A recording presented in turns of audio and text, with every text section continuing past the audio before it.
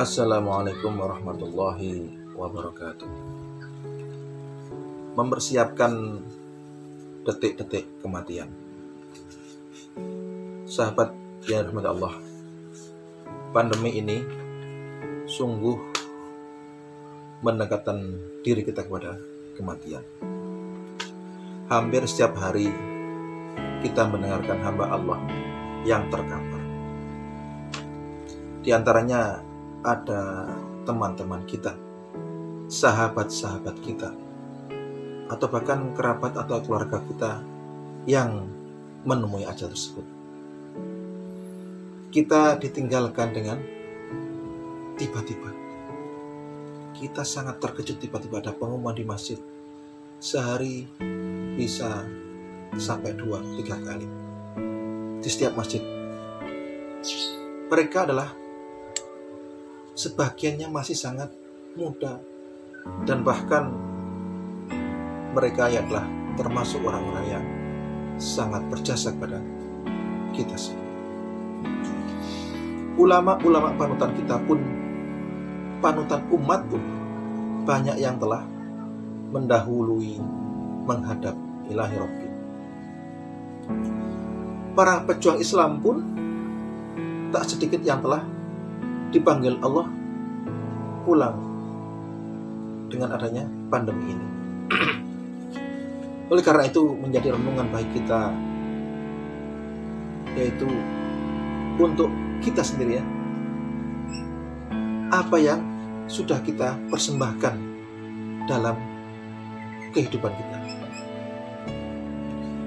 Artinya kelak sebagai bekal saat detik-detik kematian itu akan menjemput kita. Dalam konteks keluarga, apa yang harus kita lakukan untuk menyiapkan saat-saat jika perpisahan itu datang, baik kepada kita maupun keluarga kita.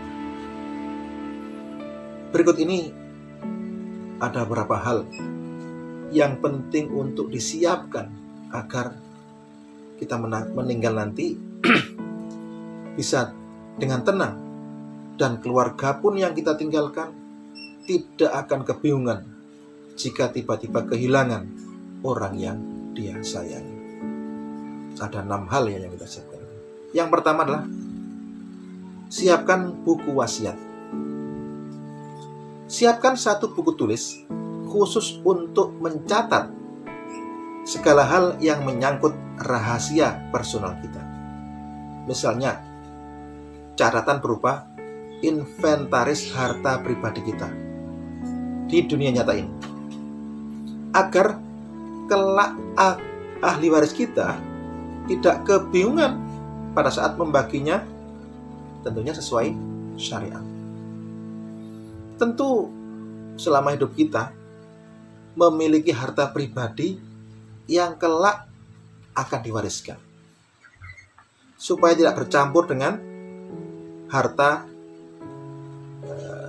istri atau suami kita, atau bercampur dengan harta bersama selama pernikahan, harta bercampur bersama-sama antara suami istri tersebut. Maka perlu dirinci dengan jelas. Hal ini menyangkut hak ahli waris. Demikian pula inventarisir kekayaan kita di dunia maya. Kemudian yang kedua adalah menulis pesan cinta. Di lembar berikutnya ya, di dalam buku poin pertama, yaitu siapkan buku wasiat, tuliskan beberapa pesan cinta kepada orang-orang yang kita sayangi, orang-orang yang kita cintai. Berisi tentang ungkapan perasaan kita kepada mereka. Juga pesan-pesan penting apa yang harus mereka lakukan sepeninggal kita. Misalnya, istri kita harus ngapain, anak-anak kita harus ngapain. Ya, misalnya terhadap pasangan, kita curahkan perasaan kita selama ini. Permohonan maaf, meminta keridhaan atas interaksi selama hidup bersama. ucapan cinta dan terima kasih sebagai salam perpisahan yang indah yang akan selalu dikenang. Kemudian yang ketiga, jangan tinggalkan utang. Utang adalah muamalah yang diperbolehkan. Namun sebisa mungkin kita berangkat tidur tiap malam itu dalam keadaan tidak memiliki utang. Jika memiliki utang, sebelum tidur kita catat dengan rinci di lembaran lain buku wasiat di poin pertama. Tujuannya apa? Agar kelak ahli waris dapat melunasinya. Oleh karena itu, buku catatan poin pertama ini memang harus terus-menerus direvisi, dirubah. Isinya selama kita masih hidup. Mungkin ada utang yang lunas, mungkin ada utang baru gitu ya. Jadi mungkin ada penambahan harta milik, mungkin juga ada pengurangan utang. Langsung kita mutaakhirkan. Kapan saja selagi sempat. Sekali lagi ini harus kita agendakan. Khusus bagi yang punya bisnis, ya mungkin yang punya UMKM, jualan atau apa ya, ataupun pabrik, utang piutang tentu hal biasa yang tidak bisa dihindarkan. Misalnya berkaitan dengan stok barang atau transaksi yang belum selesai, belum tuntas. Catatan transaksi yang berkaitan dengan amanah terhadap pihak-pihak lain hendaknya juga diketahui oleh anggota keluarga agar kelak bisa diteruskannya, diketahui, nanti akan setelah kita meninggal akan diselesaikan secara syariah. Kemudian yang keempat adalah meminta maaf dan keridhaan. Tentu sangat baik bila kita mampu membiasakan diri kita selalu meminta maaf kepada anggota keluarga kita dan meminta keridhaannya. Khususnya misalnya seorang istri kepada suami atau sebaliknya seorang suami kepada istrinya. Sehabis sholat isya, sebelum tidur atau menjelang tidur, kita ucapkan permintaan maaf atas satu hari yang baru saja kita lalui, dan kita tanyakan, apakah hari itu ia ridho? Apakah hari itu istri kita ridho? Apakah hari itu suami kita ridho? Apabila tidak bisa seharian, bisa kapan saja seingat kita. Sebab yang demikian itu perlu pembiasaan, perlu istiqomah. Minimal harus dilakukan saat-saat genting. Misal ketika perpisahan sementara waktu, yakni misalnya ketika suami berangkat bekerja keluar kota atau berangkat bekerja setiap harinya, terus saat sakit berat, ataupun bahkan saat kita berbeda pendapat, saat kita atau sehabis bertengkar. Bisa dengan ungkapan lisan, bisa dengan chat WA atau Messenger atau dengan telepon ya. Intinya jangan sampai tiba-tiba mengalami perpisahan dengan pasangan kita dalam keadaan sedang bertengkar, dalam saat tidak baik kondisinya ya. Kita tidak pernah tahu takdir apa yang akan menimpa kita.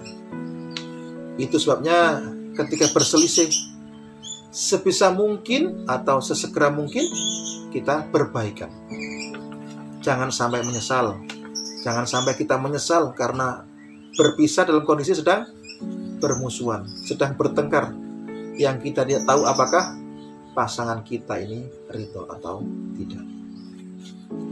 Kemudian yang kelima, zikir dan istighfar. Setiap hari kita biasakan selalu suci, dalam keadaan selalu berwudu, memperbanyak zikir dan istighfar. Misalnya kita agendakan setiap selesai sholat, dalam sehari misalnya kita targetkan minimal 100 bacaan istighfar. Berarti setelah sholat wajib, setelah sholat fardu, kita baca minimal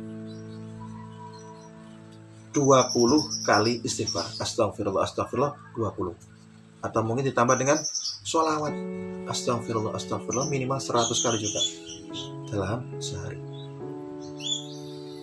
Tentu dengan zikir-zikir ya, dengan bacaan kalimah-kalimah thayyibah.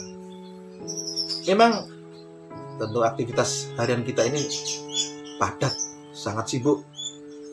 Terkadang kita juga tidak ingat untuk melakukan zikir dan istighfar. Setelah sholat kita berdoa sebentar, kerja lagi. Padahal itu adalah kesempatan kita untuk berzikir mengingat Allah. Beruntunglah kita sebagai seorang muslim. Allah memerintahkan kita sholat 5 kali, ya, sholat fardu 5 kali dalam sehari ya. Sehingga kita otomatis berdoa dan memohon ampun di sana setelah sholat fardu. Alhamdulillah yang masih berkesempatan menunaikan sholat duha, sholat sunnah, ba'diyah, namun qabliyah, ataupun sholat tahajud, sholat witir.